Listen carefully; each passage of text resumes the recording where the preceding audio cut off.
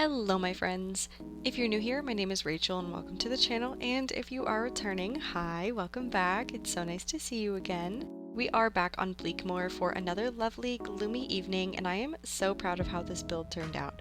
Today we are going to be completely decorating the entire coastline on the left-hand side of my island, so if you're someone that struggles with beach design, hopefully you can get some good inspiration watching me transition from one build to another along the coast. I have two south-facing river mouths here on �𝓊𝓃𝓃𝓎, so both beaches are continual, unbroken swaths of sand, which can be notoriously difficult to landscape, so without too much rambling, let's jump on in. Beaches in Animal Crossing are insanely hard to navigate as a builder because of how weird the placement AoE can be in-game, and when working on land it's obvious where your full and half tiles are, but it's definitely a lot harder to visualize that along the beach where you have rocks and you have the landline and the water that comes in and out with curves. I knew when starting �𝓃𝓃𝓎 that I wanted the beaches to be mostly wheat fields, and originally I thought that I would put minimal work into the coast and just fill it 100% with wheat fields, but by now you all know me fairly well and know that I can get carried away or go off course very easily. I feel like this island is almost built for beach decorations in a weird way. I think decorating beaches in Animal Crossing during this gloomier, darker setting is one that almost creates a more conducive atmosphere for these abandoned beach shacks and little ramshackle camps that I'm placing along the water, which is a style that I definitely tend to enjoy decorating in when I'm doing my own beaches. When you're working in a brighter setting, it's very easy for the beach to look more tropical than moody and make it a lot harder to put across whatever aesthetic you're trying to bring to life, whether that's a pastel aesthetic, cottagecore, citycore, or whatever your island theme may be. As you can see, I actually have the museum placed on my beach, and I knew from the moment that �𝓃𝓃𝓎 popped into my head I wanted to keep the museum as a tent instead of trying to upgrade it to the full building. If you're someone new to the franchise, or even a seasoned player of New Horizons, you may not know that you can actually keep some of the buildings on your island at their beginning state for decoration purposes. It may seem like you won't be able to progress in the game, and in most cases you won't, but if you're someone who uses treasure islands, you can just donate your first handful of items to Tom Nook to get 𝒷𝓊𝓃𝓏 tent, and then just not donate anything else to him. Now, of course, you may be saying, what about getting the shovel and the vaulting pole recipes, or what about fossil assessments? And that's where the treasure islands come in. Your airport will be open by the second day of you being on your island, so you can just instead go to a treasure island and grab the tools that you may need, thus keeping �𝓊𝓃𝓏 in his super cute tent. And I feel like the tent is honestly super nostalgic for those initial days of your island, and just has such a cozier feel, especially for those more rustic islands that don't lend itself very well to the developed look of some of the buildings in game. Now, this is also something that you can do with 𝒷𝓃𝓃𝓏𝓃 cranny as well. You can keep Nooks at its first initial stage by not ever buying or selling anything to the Nooklings, and originally my goal was to keep Nooks in its first stage and then turn it into a logging camp, but sadly I sold a few items and bought a couple things in my own desperation, and thus Nooks became bigger, and I'm really sad about that, but we will figure out some way to turn Nooks into something. Now, my idea with the museum was to turn it into sort of a fishing outpost. The lanterns, the buckets, and the barrels outside of the museum tent really inspired me to lean into more of a rustic, natural feel with our usual darker elements for �𝓃𝓃𝓎. You can actually see me struggling right here with the placement of some fish drying racks because of course we're on the beach, so nothing is ever easy to place down, but I'm layering them along the water with some of the rope fencing. I decided to use the rope fencing along the beach because it matches with the fencing that surrounds the tent, so I feel like it really pulls the whole area together. Now, as I mentioned in our last speed build, that over on my Instagram account, every picture I post of �𝓃𝓃𝓎 comes with a story blurb written about the island, and so far the storyline I have is that my villager was traveling through a winter forest at night by horse and lantern light when a mysterious figure in the woods spooked my horse, which caused it to buck and flee. My villager was injured and stumbled through the woods before happening upon a single lamppost by the entrance of the island. With every post I've written, my villager has been discovering more areas of the island and looking for help, but every building she's come across so far has been abandoned. The first area with life was actually this tent, except that something about it felt off and almost hostile, but maybe it was just because of all the dead fish lying around the camp. I like to imagine that the sailors that live and work here are very rough around the edges and maybe even a little scary. But back to the speed build. Right now, I'm just trying to decorate this dock area, which was a huge factor for why I placed the museum tent nearby. I felt like the dock would lend itself perfectly to the fishing camp that we're building out, and I did decorate it more off screen because it was actually quite difficult getting everything placed right, but in the beauty shots you can get a better look at exactly what I did. I pretty much layered a medieval sidewall with two storefronts and a lighthouse, both to cover up Captain, who was way too saturated for this build in this island, and to also create what I thought looked like the homes where lighthouse keepers used to live when operating them. I'm doing my best to create some more structures along the beach right now, like this little rustic shed, using retro transportation stops and a curtain. Whether it's a shed to hold fishing gear or maybe a little shack for a sailor to sleep in, I will let you decide. But I do need to mention that some of my design codes might look different than our last couple speed builds, and that's because I updated them. I liked the codes that I was using, but I felt like I needed something more neutral that blended in better with the natural landscape. I also wanted to free up a couple more slots for some fun interior and exterior building codes that I'll be using in some future builds. Now, I know how difficult it can be to fill out your beaches in Animal Crossing, and if you're struggling with figuring out how to make your beaches look more designed than they actually are, try just filling out some large areas with design codes. Not only will it make your beaches look way more intentional, but you'll actually have less areas that you'll need to fill with items if you're smart about your design code placement. Now, if you're sitting here wondering how to be smart with your design code placement, the big secret is that everyone kind of just places their codes wherever, or at least I like to think that that's what everyone does because it's what I do. It may look like I'm being intentional about all the codes that I'm using and placing down, but truthfully, I just kind of place down the first thing that my cursor lands on if I'm looking for filler pieces. When it comes to actually trying to map out my pathing as well, my main focus is to make it look as natural as possible.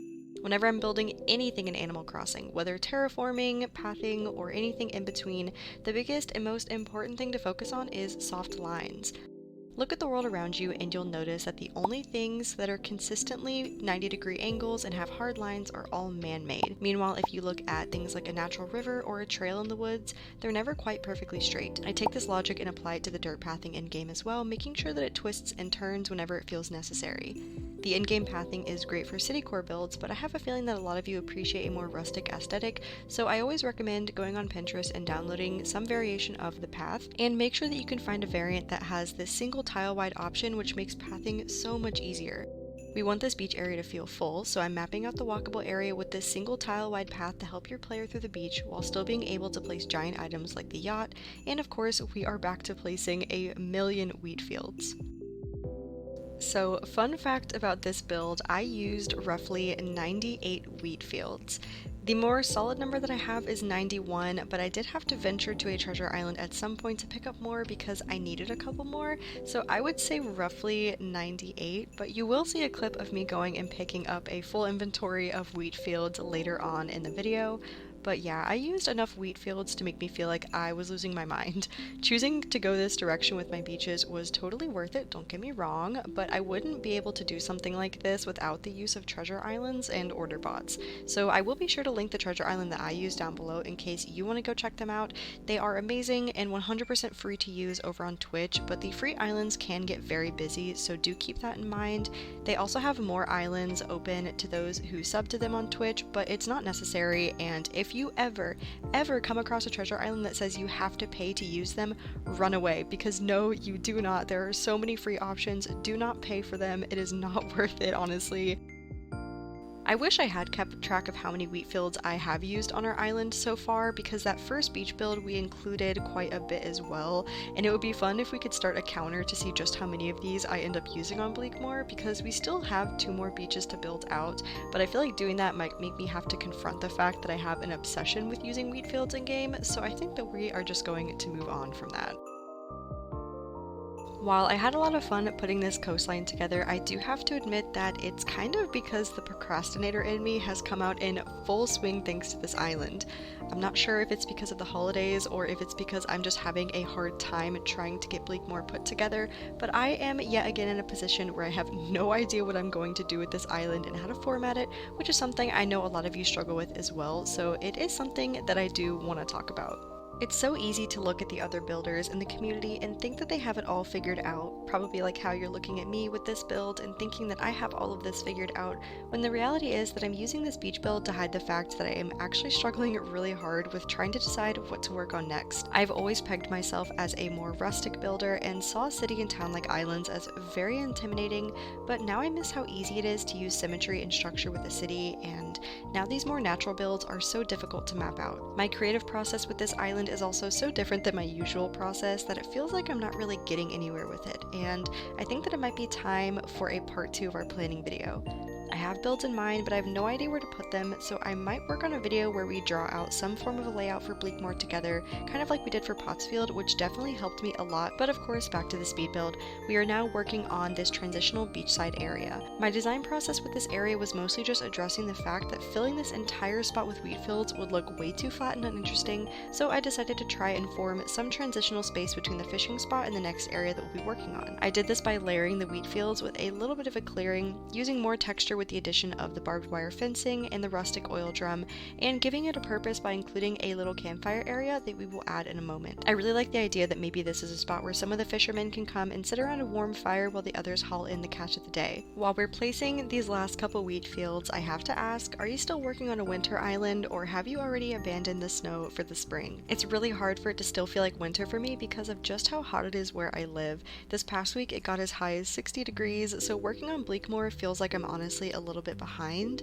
I recently put up a few polls on my community tab asking questions about your favorite spring island aesthetics, which was honestly so fun to see, and it got me so inspired to work in the spring. I feel like every season in game lends itself to beauty, to certain themes, and I love the softness and whimsy that comes with spring. But of course, while we're working on 𒷷𝓃𝓃𝓃𝓎, I have been thinking about the spring island that I want to start doing for the channel, and I already have in mind the island that I want to create. I won't spoil the theme, but I will just say that it was one of the themes that was listed on the polls that I put up, so I will let you guess down below what you think my spring theme might be. Back to the build, we are now moving on to an area that I am seriously so proud of. This is one of those spots that came out of nowhere, kind of like the turnip farm that we built in last Sunday's speed build. I'm of course starting out by trying to place down some design codes to give some variation to the landscape and to make the tapering of the wheat fields make a bit more sense. I'm making sure to still layer them a bit, which I feel like is one of the keys to making a transition more natural when going from one area to the next. Think of it like blending a gradient on a canvas. You want to use a little bit of the same color from the previous palette, much like the same items from the previous area, to blend with the new paint color and to make a more seamless transition. Another key factor to transitions is fencing. It offers a hard stop that visually shows the divide between one spot and another, but I like to make sure that I stagger it and use a wide variety when working in a more rustic setting, so that way it doesn't have too much symmetry, which I feel like isn't very conducive for a natural feel. Originally, I wanted this set of wheel tracks in the sand to be a walkway from the wheat fields into the next area, and I might change that in the future just to be that way because here we placed down the carriage that made the tracks, and doing this completely blocked off this next area, and you actually have to slide next to the decayed tree to get through, which I don't think would make this a very fun time exploring for people that are going to visit my island. Now, to talk a little bit about this area, we are going to build it into a sauna house or a bathhouse, however you would like to interpret it. Beaches are a really great spot for builds that feature water, like laundry areas and fishing spots, as well as things like spas or resort builds that you might see more commonly on a beachy tropical island or a city island. So I wanted to take that spa idea and turn it darker and gloomier. I really like the idea of including hot springs on 𒷷𝓃𝓃𝓃𝓎, which feels very in line with a rustic winter theme, and we have so many great bath or hot spring items in game that can be customized to look older. I especially love the different variations of the square bathtub that we have in game, and I end up going with a darker mossy version in just a bit. I'm just going through right now and mapping out the design codes to figure out how much space I want to give myself for the item placement. This is a very difficult spot to use for items because of just how narrow the sand is thanks to this rocky outcropping, but thankfully we can use the rocky area for the main portion of the build. A feature that a lot of people gloss over is the difference in rock formations on your beaches and the back of your island. I like to make sure I choose layouts that have a big rock patch since they are very usable spaces for building and decorating. Here I am placing one of the hot spring items that we have in game, and it's one of those special pieces that I just love to use. Placing down dynamic items like this one that move and have a lot of different textures and sounds can really make an area come to life. I'm now just filling in this area with items that really drive home that this is a sauna. I'm including a lot of moody lighting like candles and fire, which I feel like makes sense for an outdoor bathing area in a more rural place because it would probably need to be heated using fire. I'm also using other water-like items such as the pots that we have in game, some rattan baskets, and an old wash tub that I'm about to add in just a little bit. I love how this area feels very inviting and warm despite how cold and dark this island is. I loved using this simple panel to make it look like it's holding wood to keep the fuel for the tubs, and I just layered it with an antique wardrobe for more depth. I'm also placing an oil barrel bathtub because I love the height and the smoking element that it brings, and of course I have these square bathtubs as well, and I loved this colorway. I felt like this darker stone matched well with the dark stone on the outcropping, and while I wish the green was maybe a bit more brown since it is winter, we could just look at this as more of like algae growth instead of moss. Here I am actually just putting the building together for the sauna house itself, and I love how this structure turned out. I think it's so cool and so interesting. After completing the sauna building, I've realized that I left the back pretty barren, so in the beauty shots you may see an extra storefront lurking behind the gazebo itself in the beauty shots. I also added a brick oven because I loved adding a lot of features that had smoke coming out of it to imply that there is a lot of heating elements going on here, and that kind of ties into the area we're working on now. We're moving on to the space behind the hot spring, and this is definitely a feature that came out of a random stroke of inspiration. As always, I'm placing a foundation of design codes to help it feel more structured, and I just really liked the idea of there being a building that housed a large fire that the sauna house keeps burning that is somehow connected to all the tubs. It felt very reminiscent of the bathhouse from Spirited Away, and I would love to do a Ghibli-inspired island in the future with a giant bathhouse build. I think that would be so cool, but that's something for another day. I layered a large bonfire with a ruined arch for a more decrepit look, and I also used stonework kitchens as the sidewalls. I was heavily inspired by a ruined church build that I mapped out on a different part of the island, and that will be a future speed build that will be coming to the channel very soon. But now I'm just going through and working on our second transition out of the sauna area. I'm doing a lot of the same stuff that I did in the first transitional area, where I'm just placing down wheat fields, and I'll be breaking up the monotony of the wheat fields with a decayed tree and some more items. I mentioned in our previous speed build how my boyfriend offered a great piece of design inspiration, and that was to utilize the rock items that we have in game as points of separation between areas, especially when dealing with transitions. It's so fun going to him when I'm stuck on designs because he isn't someone who plays very much Animal Crossing, so he always comes up with very interesting ideas that I never would have considered, such as layering rocks to create an almost boulder-like effect. Maybe next time you're stuck in an area, approach someone in your life that is open to give advice, but who doesn't play the game, and see what interesting ideas they can come up with.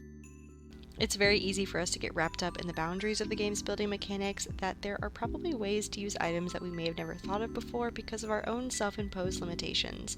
So I ended up taking his advice, and I created a rocky boulder field in this area, and it was honestly so fun to play around with. You'll see it come together in just a moment, but I start putting down those initial pieces for it here. I use the stone tablet, which is an item that I feel like it looks really good layered with the decayed tree. It wouldn't be one that I would have necessarily thought would look good, not that it would have looked bad, but it almost kind of looks like a gravestone in a way, which I feel like gives it that kind of darker, spookier look that we have going on 𝒷𝓊𝓃𝓃𝓎. I never really intended for 𝒷𝓊𝓃𝓃𝓎 to be a spookier island, but I feel like it just kind of goes with the territory of working on something that is a bit darker. I feel like it also probably doesn't help the storyline that I'm creating behind it, with my character being injured and not being able to approach anybody in the island, but I feel like it's a fun way to try and figure out why all of the buildings are spaced out the way they are, why they're so abandoned, because of course with using storefronts to create faux buildings, I don't have any villagers actually living in those faux buildings, so to kind of create the storyline that maybe those are abandoned homes, it makes a bit more sense. Now here we are working on the actual little rock area, so I decided to go through and use some caves. I also love how this little gyroid is just flailing around like crazy. It is so cute. I think that gyroid is adorable. I think it's the sprongoid or sproingoid, but it looks like a little alien, and I love how its arms like wiggle around as it dances. But I'm just going through right here and I'm placing down some design codes because I know I want to fill up this whole area with the cave item. Now the cave item is huge, like it is probably one of the biggest items that we have in game, and it's really hard to place around, and I originally wanted to use multiple cave items in this area, but I was only able to fit 2 because of how tiny these beaches are, which I was honestly surprised that I was even able to place 2 down. But I am just using this winter grass code that I absolutely love. I think that this code looks so cool. I'm using it to try and map out the area a little bit and just give it some visual interest, even though the majority of it will be covered up.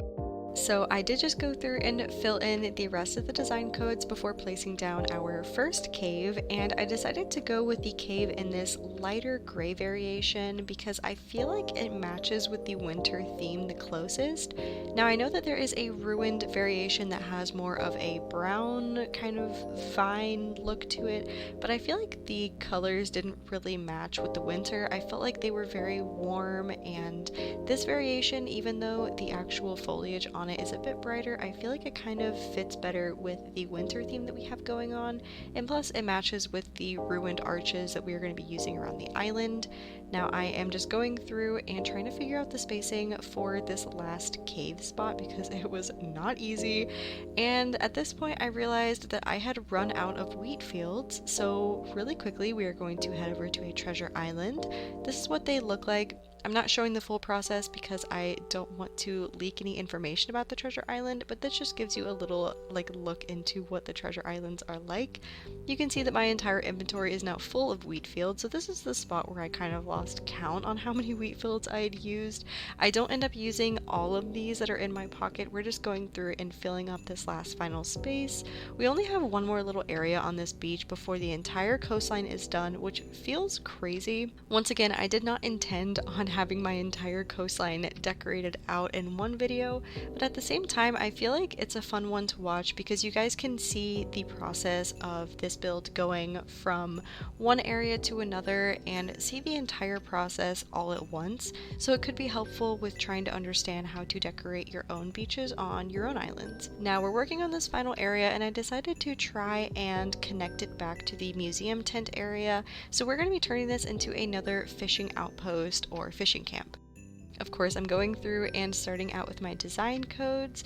I really wanted to fill this area in because I like the idea of using this winter grass on the beach to give it the illusion that this is more, I guess, like a lakeside. I did something very similar on Pottsfield, and I just don't feel like an ocean really fits for this type of island theme, but of course, we are on an island, so it has to be the ocean. So kind of playing with more of this like Pacific Northwest feeling for the island makes a bit more sense. And so I'm just going through now and layering my first set of nautical items. I used so many pirate barrels in this build, and of course my yachts. I have to use some yachts in the damaged variation because I feel like they fit so perfectly. It was very difficult trying to get these in the right spot though. I did somehow end up placing 2 yachts in this area, which I was very happy with because it made the area feel really full.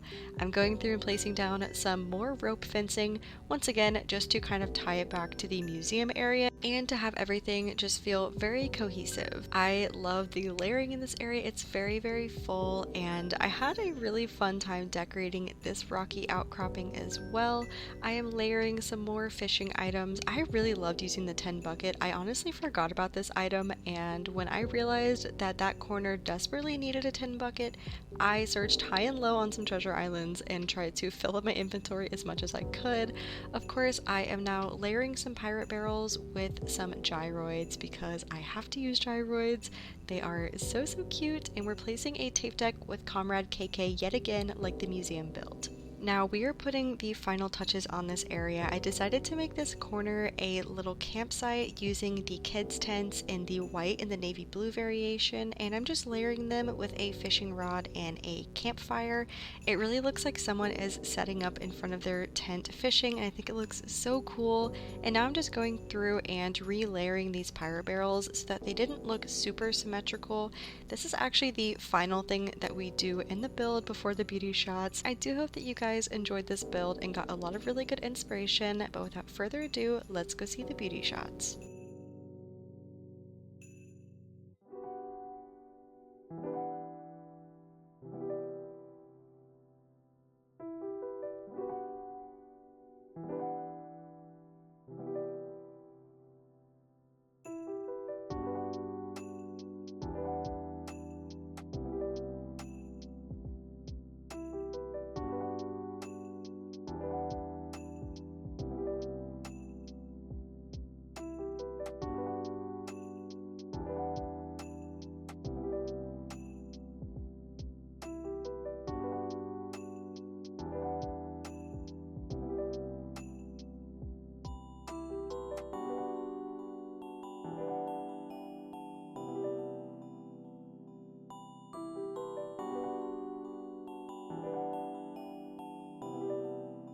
I want to say a big thank you to our first members here on the channel, 𝒷𝓊𝓃𝓃𝓎 and Denise Berg, who joined the day that memberships went live. For those who don't know, channel memberships are officially live here on the channel, and if you enjoy my content and want to help support me and the channel, consider becoming a baby bunny and getting a Cozy Cafe membership. I hope that you all enjoyed today's speed build as well as the beauty shots, and as always, I would love to hear your thoughts down below on how everything turned out. Despite my creative struggles with this island, just know that I am so proud of everything that we've accomplished so far, and I cannot wait to keep building. I will for sure be working on a video where we can work on my island layout together, and you can see my jumbled incoherent process for drawing out my island map, so of course stay tuned. Thank you for all of the love and support that you've shown my channel already in 2024. I seriously cannot express enough how amazing all of you are. Be sure to leave a like on the video and subscribe if you are not yet subscribed, as I would love to have you as part of our cozy community. Thank you all so much for watching, and I will see you in the next video.